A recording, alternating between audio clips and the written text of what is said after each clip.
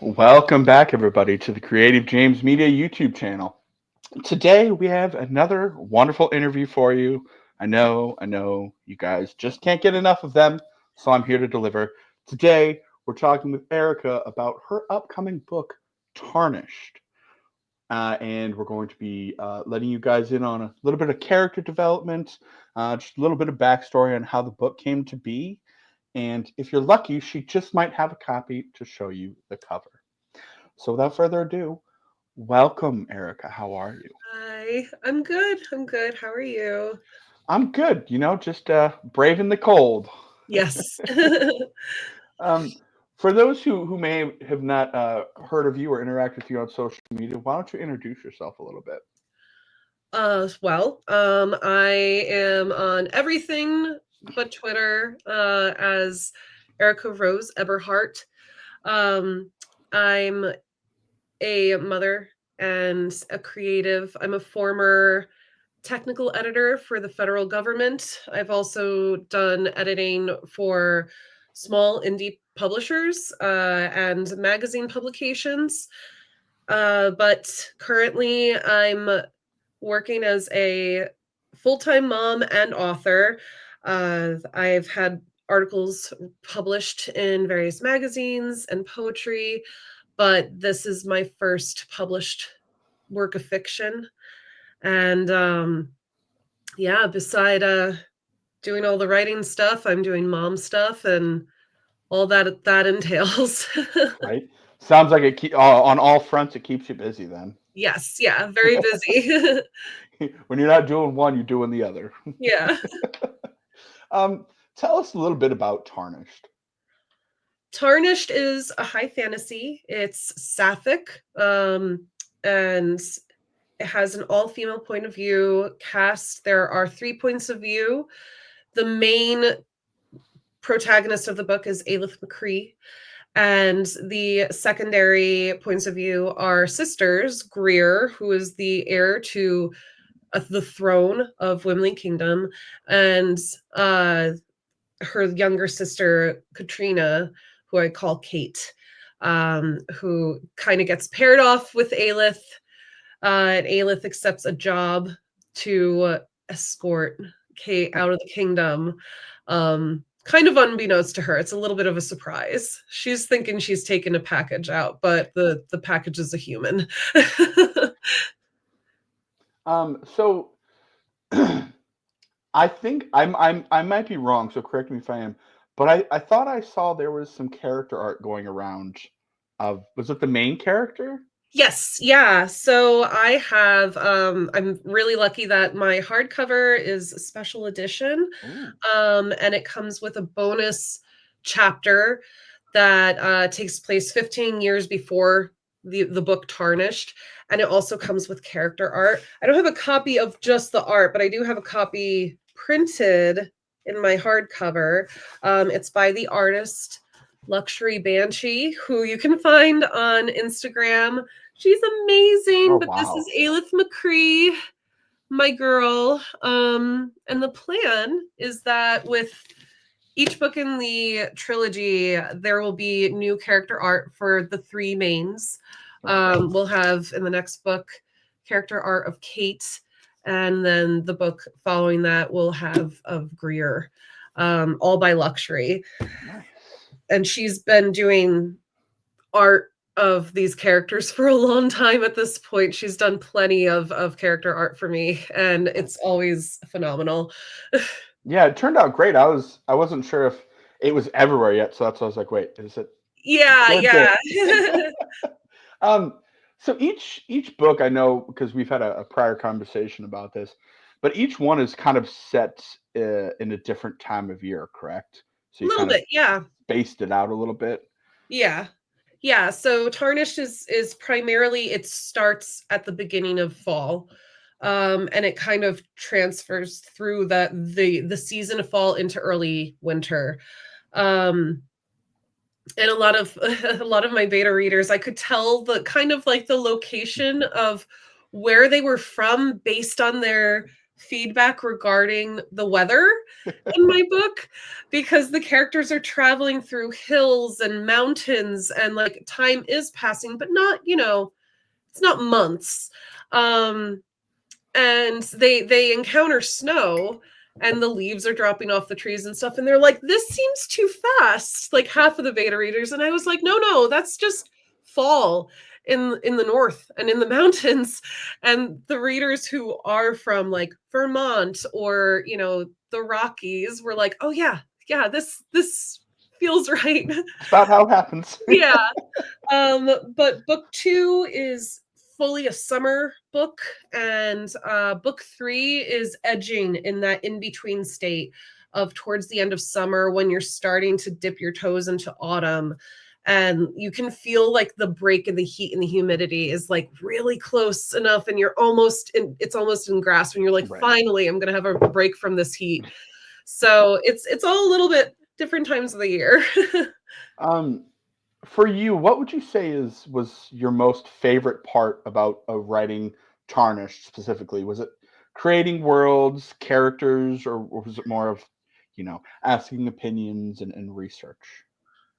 I I have a tendency to dread every part of writing, until I start it, until I start the next stage.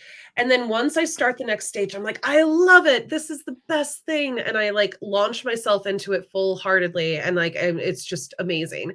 But it's like, I have this predetermined like dread. I'm like, oh, but what if this is going to be really hard? Like, what if I'm going to struggle with this part? Um, and it's really never been the case. The hardest part is just getting me to start it. Yeah. So I've genuinely like I've enjoyed all the aspects of writing Tarnished. And that's not to say that parts haven't been hard, but once I got started, like I love it. I love all the aspects. I did a lot of world building before I wrote it, so that I could have notes while I was writing it. I was very, very nervous when I sent my book out for beta reviewers because I had never done that before. I've had feedback from, papers and what have you, but this felt different and I was terrified. It wasn't great. But then I started getting feedback and it was amazing, and it was helpful. Like it's so I just like I really genuinely enjoy every part. The thing that I didn't like the most was probably querying my book because it feels like a job interview that Yep. won't end. It sure does. And I mean that's the most nerve-wracking part, honestly, because you're like, this is my baby. I want everybody to love this just as much as I do. And Yeah. then they're like, no, yeah, what Yeah. about? And then you're like, oh, Yes. great. um, so which came first for you? I know you said you kind of write a mix, but did one prominently come before the other? So the plot or the characters? Did one precede the other? Um, I would say a scene specifically kind of finally like really clicked into place. Right. I've had the character Kate sort of constructed loosely in the background. She's based off of a D&D character I used to play. And I always wanted to write the story of that D&D character, but it just wasn't clicking. It just wasn't formulating in the way that I felt was satisfactory. And then at one point, I just thought of this scene, this visual with the Kate character, and it just made sense. Like it just clicked into place. And then once that formulated, it was like kind of like a snowball, and it was like picking up speed and going downhill and growing, and like all the other pieces started coming into place and like fitting in. But Kate was the first character I thought of, and Aelith was the second. Like she was the other character in the scene that formulated.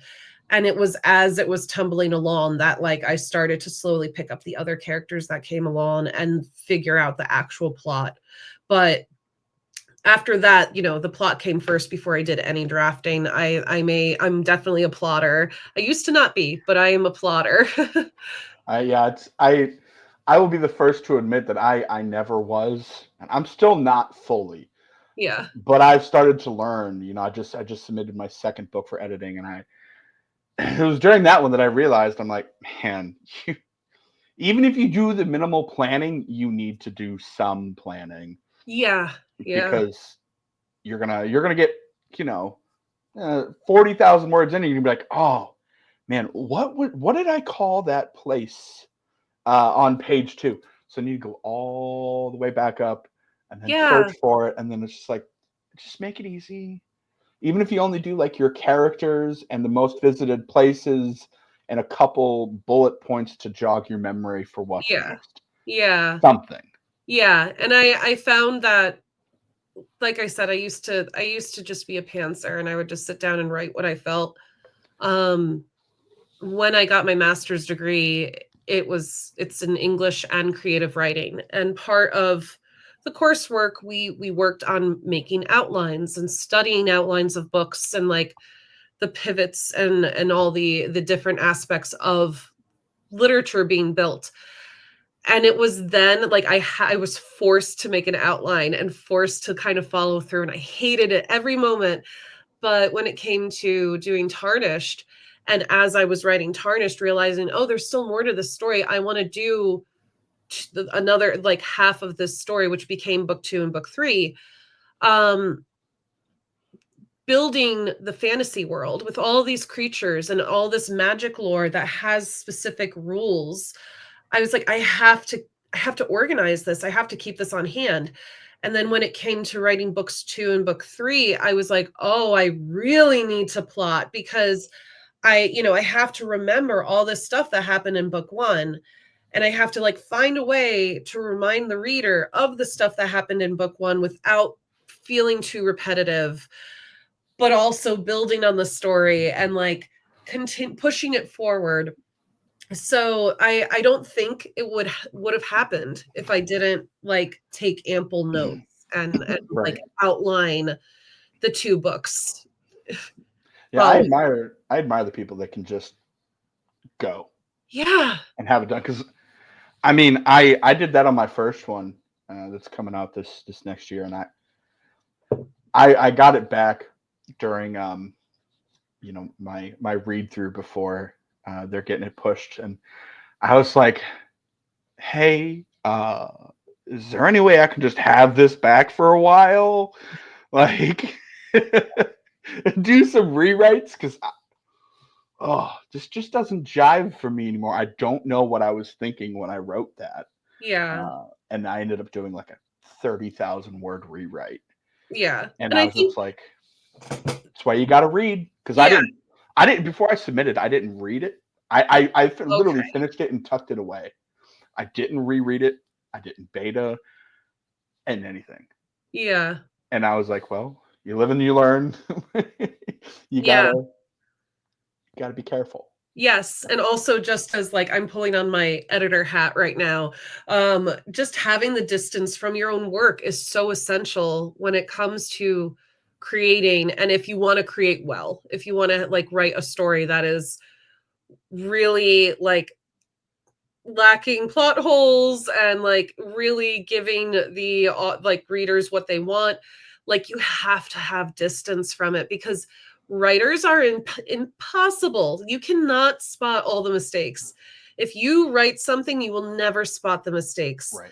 Like you might see some glaring ones, but no matter what, like you're just too close to the content. It's kind of like, if someone has an ugly baby, they're not going to see that baby as ugly. That's their beautiful baby Yep. because they love that baby. That is their creation. It's the same thing with books.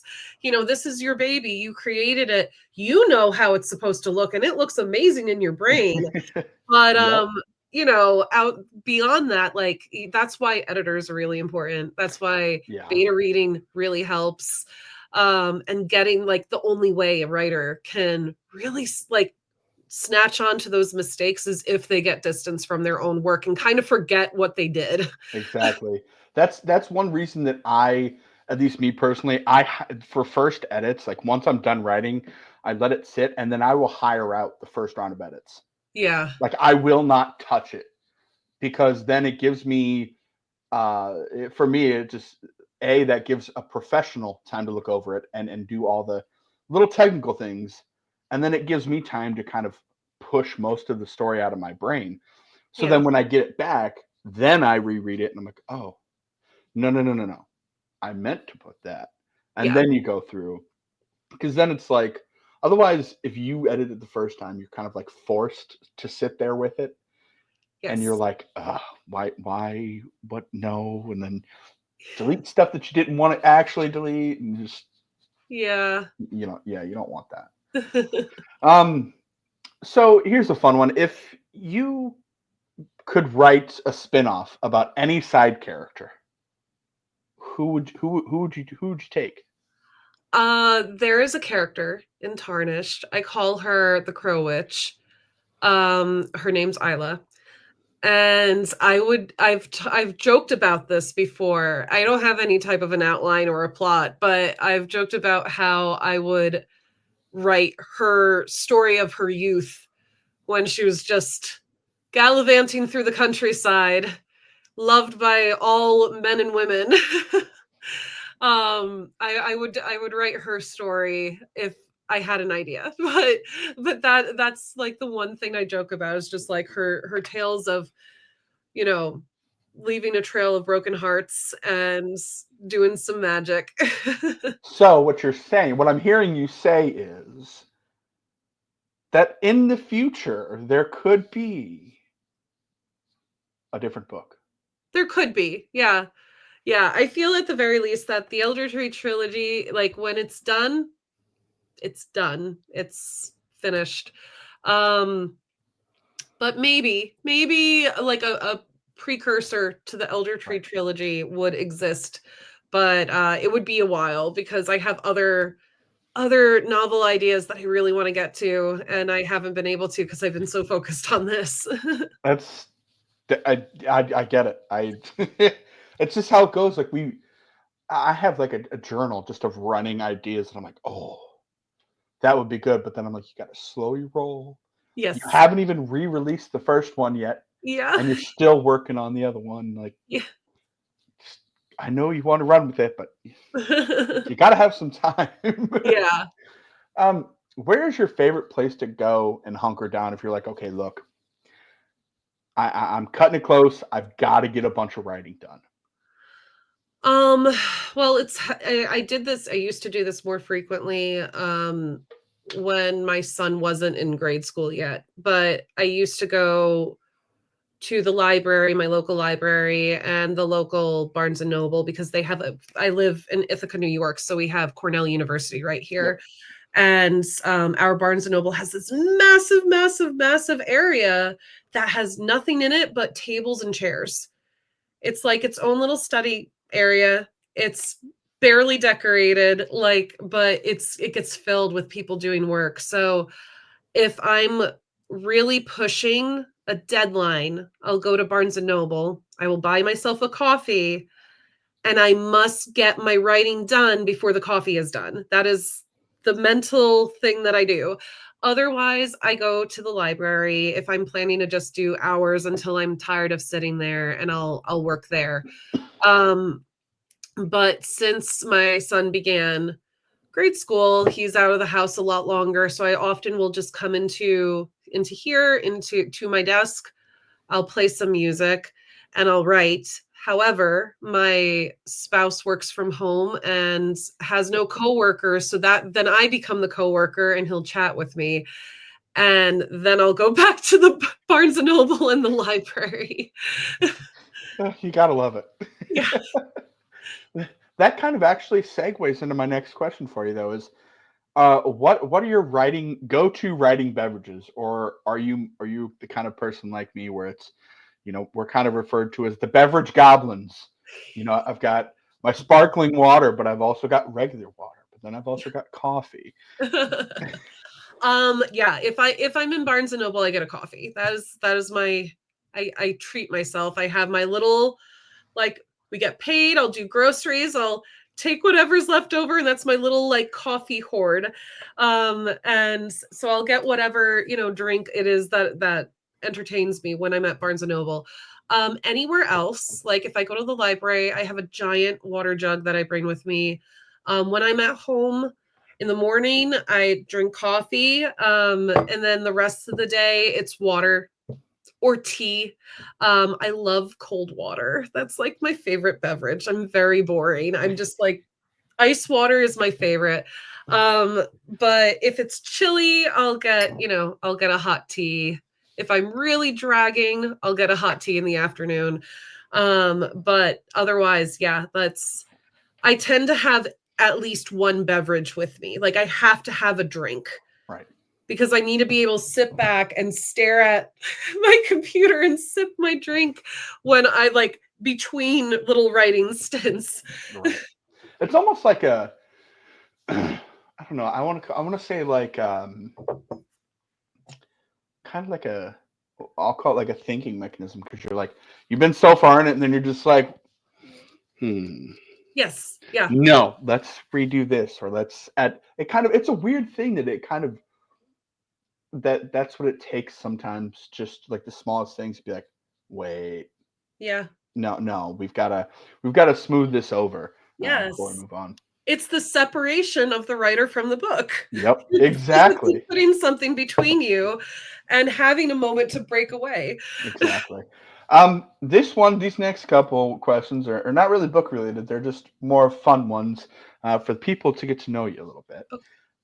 This one, I love asking people because it varies so much with their answers. But if you can invite two authors, living or dead, to have dinner with, you could pick their brains, you could talk about life, you could talk about whatever you want. Who would it be and why? J.R.R. Tolkien for sure. Like hands down. Um he just sounded so fascinating as a human on a human level. I adored, Lord of the Rings is a part of me. Um but also just like he sounded like a really fascinating person, and I think like it would be just amazing to listen to him and his life experiences and his opinions and stuff. Um and it sounded like he had quite a bit of like humor, like he was pretty funny. Even like I don't know if you've ever seen the invitation to his son's birthday party or something like that, and it's like, leave by this date, and like otherwise we'll get like the hearse if you're still here by like 4 a.m or something like that. um and he was part of the Inklings in Oxford with a bunch of other authors, and it's just like they would hang out at a pub. That's Right. amazing. So I would love to have dinner and talk with him. The second author, I'm not sure. That kind of changes from day to day. Um, I'm always tempted to say that like I would love to like meet different authors who are alive. But like I also have had the opportunities to at least get in close proximity with those people. So I feel like that's like a cheap like answer. Like, so not someone alive. Um, I don't know.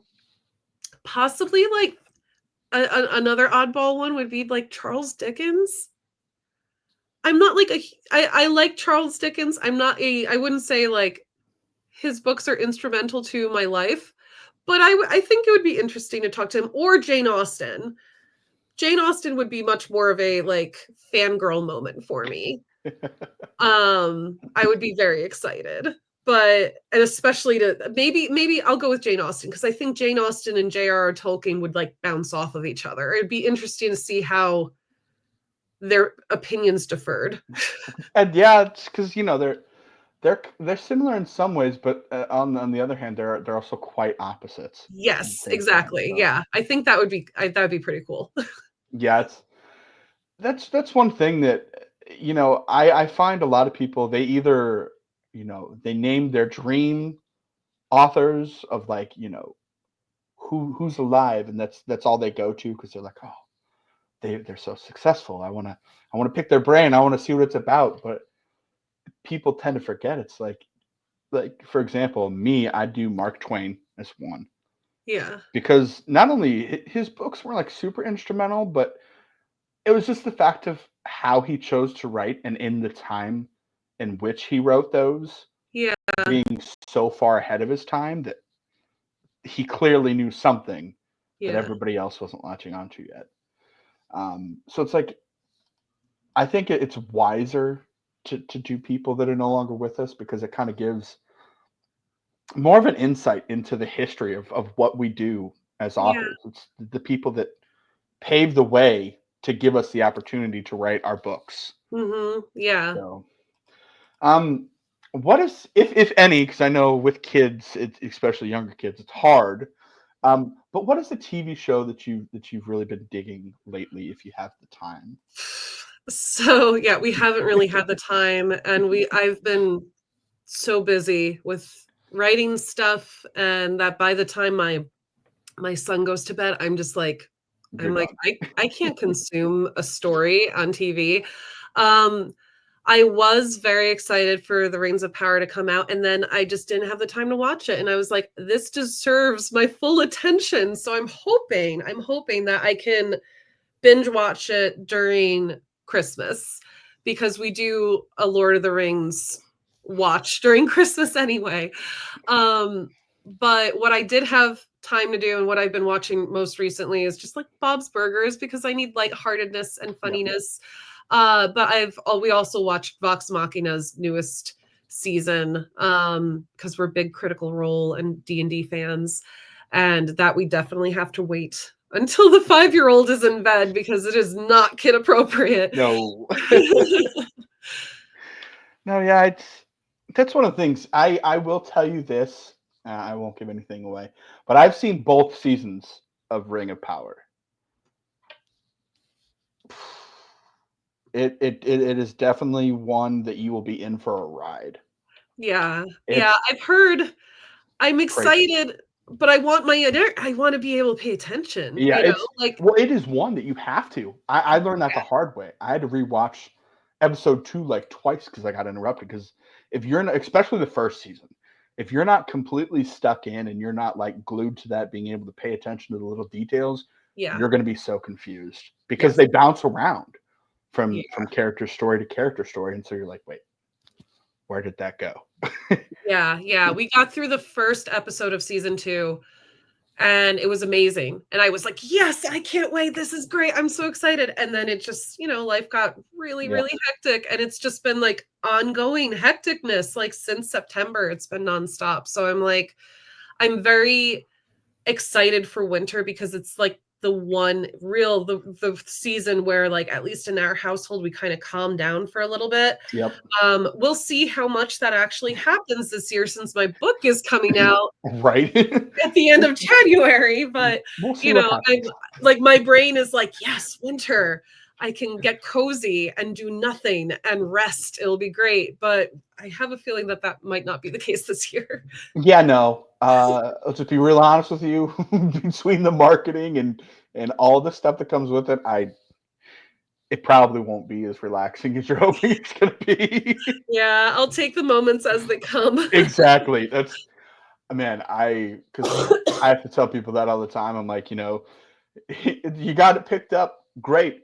It's coming out, great, but buckle in Yeah. because it's the interviews and then it is live and it hits you and you're like, oh,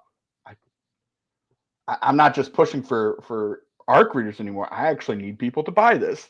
Yeah. So I need like 40 different graphics and who's doing interviews and Yeah. all that fun stuff. Ugh. But you're good enough at it. Like you have things going well, and it seems like a system's in place. So I don't think you'll have too much of an issue with it. You won't be scrambling like some people would be. We'll see because I'm trying to get a full-time job. So even Pre-plan, pre-plan, yeah, pre-plan. my spouse was like, "It's probably good," because I had been interviewing for a job and then I didn't get it. And he's like, "It's probably good that you don't have a job until the book comes out." And I was like, Yeah, it's basically "Probably, a full-time job. yeah." Just I you feel know, I feel for my friends who work full time and then are juggling all this. I feel for them. I'm just like, oh, my closest friends, I try to help. I don't know if I am being helpful, but I'm like, do you want the drafts of my emails that I've sent? Do you want to use them? It's tough because like I work two, like 1.5, but then I also have my writing and my Yeah. social media to keep up with. And so it's like, but I Yes. mean, if I will say that if the will and the want is there, you'll find time and you'll find ways to squeeze things in and kind of put it where it works. Yeah. Now's my favorite part where I get to ask you, what are a few of your favorite things about working with us? Oh, I like that I was able to essentially design my book cover, and like I don't have the talent to make a book cover, so I did a very um patchworky job in Canva where I was like, here's a rock and here's a person, and I don't know, put a dragon here. So I sent that along, and I got the person, I got the rocks and the dragons. So it came out so much better than anything. And just, ideas that I've had have been met with excitement, and I can discuss them and see what will work and what won't. And just yeah, it's been really lovely. I wanted this book to come out no matter what. And I was querying for an agent for a really long time, and then witnessing friends of mine who have agents and wonderful, amazing stories that are getting shelved because publishing houses didn't want them. And I was like, okay, well, this book, I want this in the world. Even if, it's not a big five, like I want it. I want it. I want to hold it. I want to be able to hug it and sniff it and everything. Um, and I was like, I could self-publish, but that seemed, again, hats off to self-publishers or published Yeah. authors, because so much work. And I was like, okay, I could do that, but it'll take me like 10 years in order to get it to afford to get it to a place where I want it to be. Um, and then a friend recommended, like, why don't you start sending your book to indie presses? And I did. And, I found CJM, and I was like, this is the perfect blend of both worlds, where I have a publishing house to support me, but like they're people who know me as a person, and they're supporting me. But I also get a little bit of the hands-on control that self-published authors get, where I'm able to say, hey, I like this aspect of this book cover option, but I prefer this one. And I'm able to make suggestions, and they're heard. And just being able to feel like I have a team that supports me, but is also doing, the stuff, the overwhelming stuff, like the formatting and the editing and all of that stuff that would have taken me forever to do. So I love that aspect. I think that this CJM is the perfect place, the perfect home for the Elder Tree trilogy. Yeah, I think that's one important thing that I try to remind people of is the fact that even getting your book into an indie publisher such as us, like you're still going to have a lot of aspects of you need to do certain things yourself. Yeah. Um, because being indie publishers, we can't just, we're not big five. We can't dedicate an entire team to 24/7. We're handling your social media accounts and doing all this and doing all this. Like, yeah, we can be like, hey, oh, you're stuck on this graphic. Here's what I think, or, Yeah. give you insight, but there's still a lot of marketing that you have to do yourself. So like you have to be committed and prepared to Hmm. be able to do, a lot of it yourself, which I mean, some people despise, but at the same time, I think it's more of, at least for me, from my perspective, it gives you kind of the chance to be like, okay, I did something. Like I wrote the book and I did all that, but hey, Yeah. I stepped into something different by, Yeah. taking on some marketing and running my street team and, doing those kinds of things. So then maybe if your next book doesn't get picked up, you're like, oh, well, I learned X, Y, Z, and D. Mm-hmm. Maybe I'm a little bit more prepared to self-publish this time for a story that I really, really want to get out there. So Yeah. it's just something that people always need to be aware of. It's like it's not a we signed you, now we do everything. It's hey, we're partners on this. Yes. Yeah. We're taking just as much risk as you. Let's find the common ground, and you take what you can take, I'll take what I can take, and we'll get it done. Yeah. Um, so before we end off real quick, are there any signings or events or anything that's coming up that you would like people to be aware of? Well, if you're in the Finger Lakes region in upstate New York, or you're willing to travel there in the winter, um, on February 1st, I'm going to be having my book launch party at Buffalo Street Books in Ithaca, New York at 2 p.m. It will be me and a local uh, game master and a queer supporter. Ren Catrone will be helping me out. And we'll be together for about an hour chatting about Tarnished and eating beautiful artisan chocolates that are going to be based on my book characters. I cannot wait, from a local chocolatier. So, yeah, if you want to head over to Ithaca, February 1st, I'll be having my book launch at the Buffalo Street Books. Awesome. Well, thank you so much for taking some time out of your busy morning to chat with us today.